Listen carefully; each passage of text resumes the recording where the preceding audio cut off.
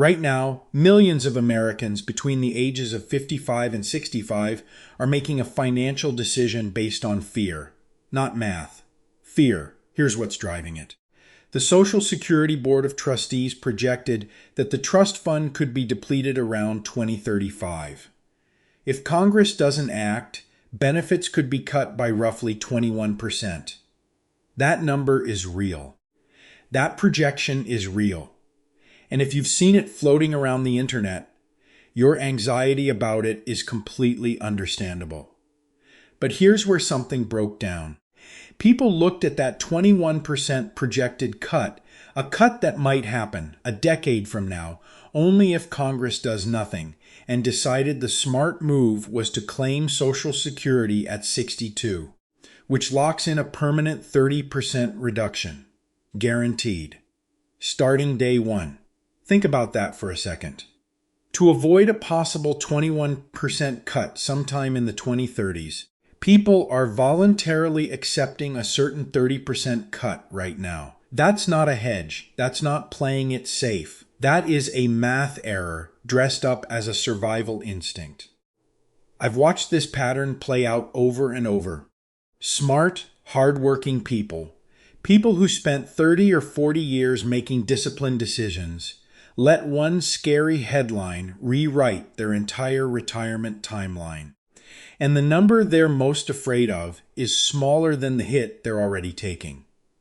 If the trust fund gets cut 21% and you claimed at 67, your benefit drops to roughly 79% of what you were promised.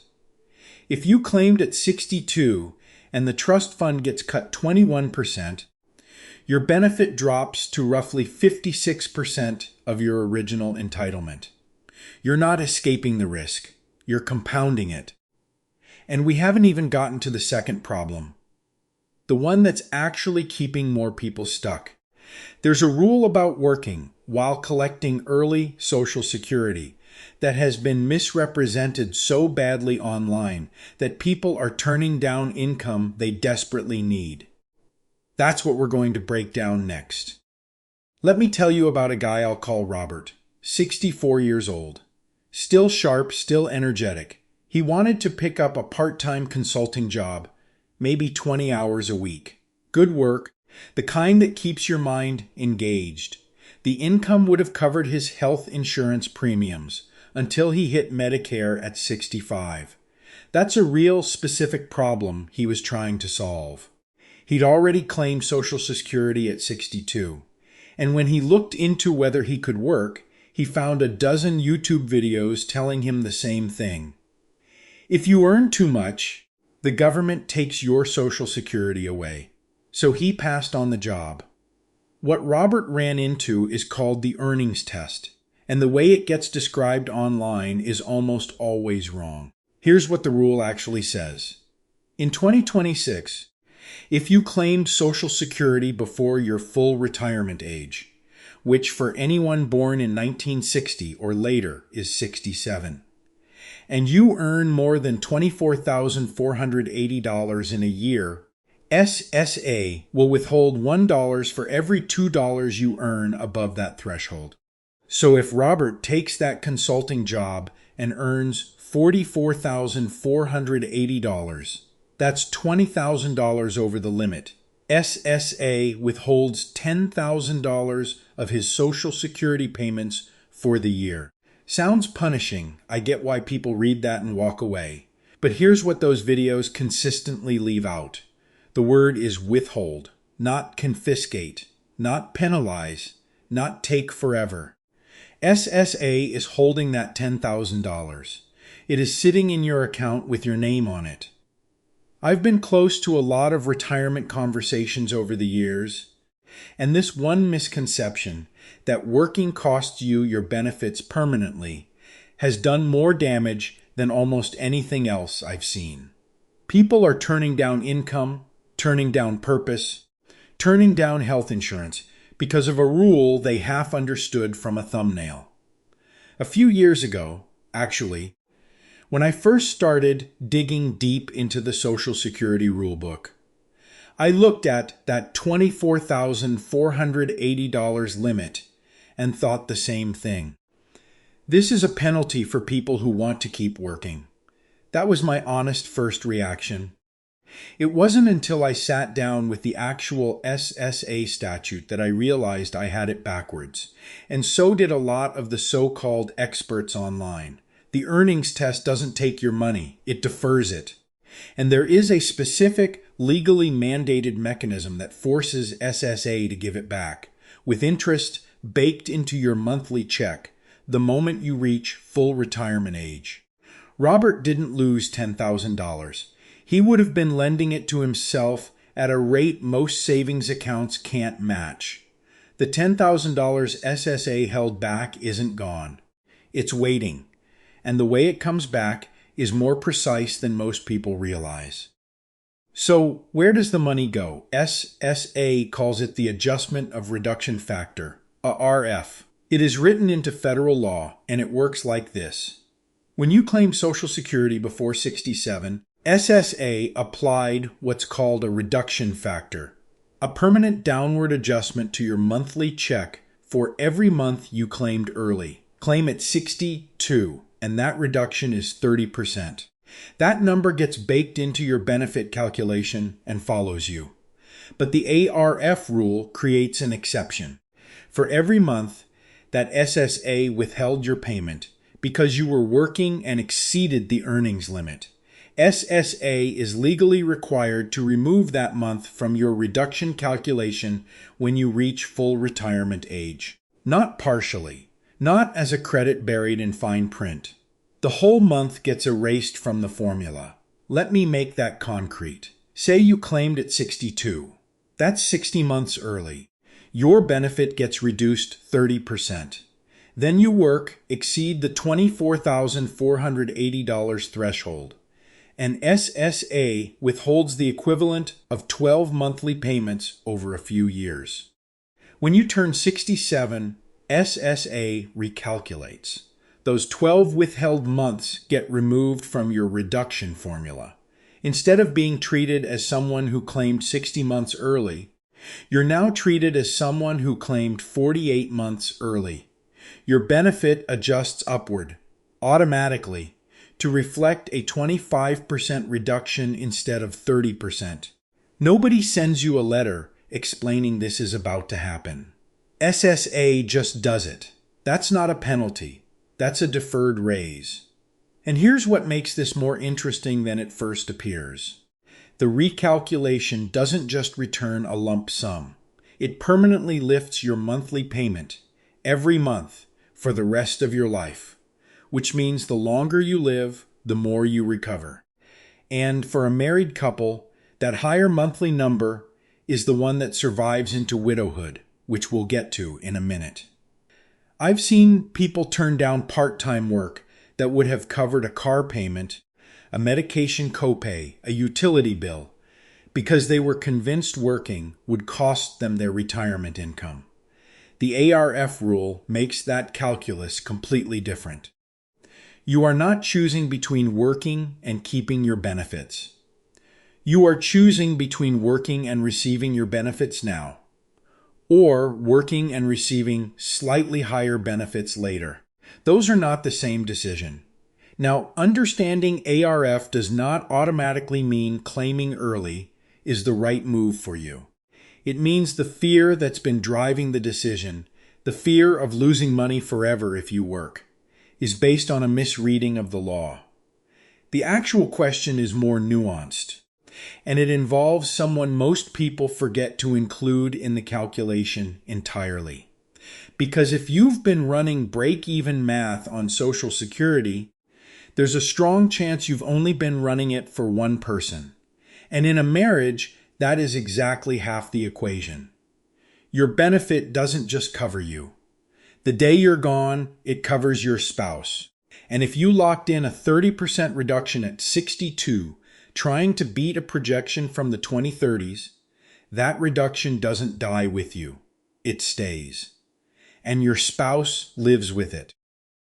Last week, Tom sat across from me in the office, 61 years old. He'd done the homework, printed out a spreadsheet, highlighted the break-even line, ran the numbers 3 different ways. His hand was tapping the paper as he talked. Wes, the trust fund runs dry in 2035. I'd rather take 70 cents on the dollar now than risk getting nothing later. I didn't argue with his math right away. I asked him to put the paper down for a second and look to his left. Sarah was sitting right there, his wife, 58 years old, healthy, from a family where the women routinely live into their late 80s. Tom had run every number for Tom. He hadn't run a single number for Sarah. Here's what the SSA survivor benefit rule actually says. When one spouse dies, the surviving spouse inherits 100% of the higher earner's monthly benefit, not their own benefit, the higher one. That's the check they live on for the rest of their life. Which means the decision Tom makes at 62 is not just a decision about Tom's retirement. It is a decision about Sarah's income for potentially 25 years after Tom is gone. If Tom claims at 62 and locks in that 30% reduction, Sarah inherits a benefit that has already been permanently cut by 30%. SSA does not restore it at her full retirement age. It does not reset when Tom passes. Whatever Tom locked in, Sarah lives with. Think about the timing of that. The years when survivor benefits matter most are typically the 80s, when healthcare costs are highest, when one income has already disappeared, when the ability to go back to work is essentially gone. That's exactly when a 30% reduction does the most damage. Tom's break-even calculation showed him reaching the crossover point at around age 78. What it didn't show was Sarah at 84, living on a benefit that was quietly docked 3 decades earlier by a decision her husband made during a moment of panic about a government projection. A couple only keeps one check when one spouse dies. SSA pays the larger of the two and the smaller one stops. So if Tom's benefit is the higher one, which it was, and it's been reduced 30%, that is the sole income for the surviving household during its most financially vulnerable years. This is the number that almost never shows up in the YouTube break-even videos. They model one life, one body, one timeline. Real retirement planning models a household. I've been close to enough of these conversations to know that the survivor benefit question is the one that changes the room. It's not abstract. It lands differently when the person who will live with the consequences is sitting right there. Sarah didn't say much during that meeting. She didn't have to. Tom folded the spreadsheet. Panic always has a price. The problem is that price rarely shows up on the same line as the decision that created it. It shows up 10 or 15 years later in a smaller monthly check, in a harder conversation with an adult child, in a choice between a medication and a utility bill. The antidote to panic is never speed. It's a wider frame. Here's what's actually happening underneath all of this. You paid into FICA for 30, 35, maybe 40 years. Every paycheck, a piece of your income went into a system you were told would be there for you. And now someone on the internet is telling you that system might not hold, that the money you were promised could get cut, that the timeline you built your retirement around might be wrong. That feeling isn't irrational. It makes complete sense. You're not panicking because you're bad at math. You're panicking because the thing you were counting on feels like it's being threatened, and the instinct when something feels threatened is to grab it before it disappears. Loss aversion is one of the most well-documented patterns in behavioral economics. The pain of losing something weighs roughly twice as heavy as the pleasure of gaining the same amount. So a possible 21% cut in 2035 feels more urgent than a certain 30% reduction today, even though the math clearly runs the other direction. I'm not a Washington policymaker, and I don't have a crystal ball that tells me what Congress will do with the trust fund before 2035. But I know this. Every major Social Security reform in the last 40 years has protected people already in or near retirement. The 1983 amendments, the last time the trust fund faced a genuine crisis, resulted in gradual changes that left current and near retirees largely untouched. That's not a guarantee, but it is a pattern worth knowing. So here's what to actually do with this. First, pull your Social Security statement. Go to ssa.gov right now and create a My Social Security account if you don't already have one. Download your 2026 earnings record and your projected benefit at 62, 67, and 70. Look at all three numbers before you make any decision. Most people have never seen the 70 number. It's usually the one that changes the conversation. Second, think about your bridge strategy.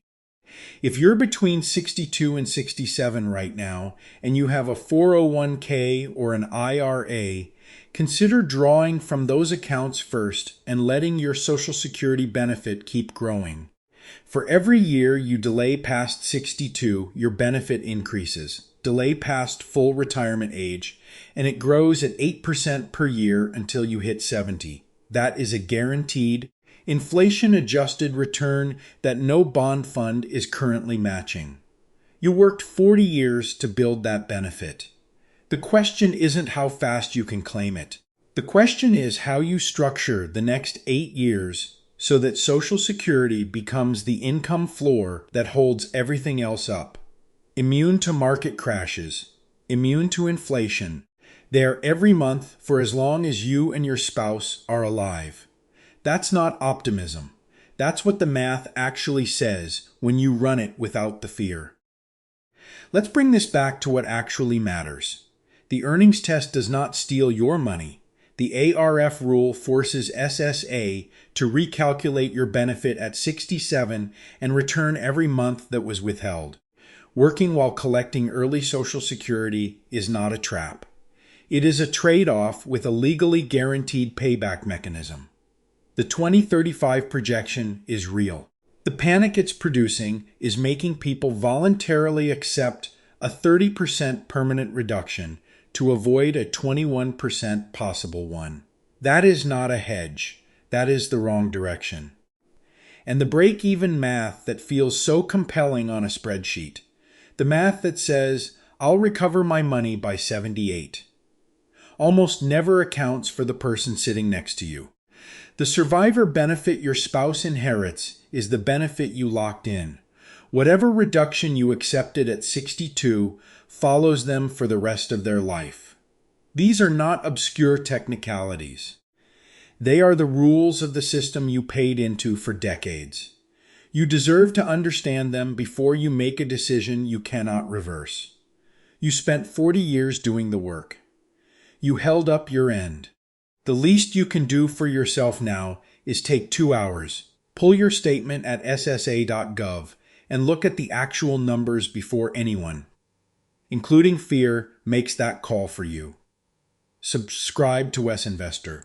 This is exactly the kind of system we navigate together, one decision at a time. I'll see you in the next video.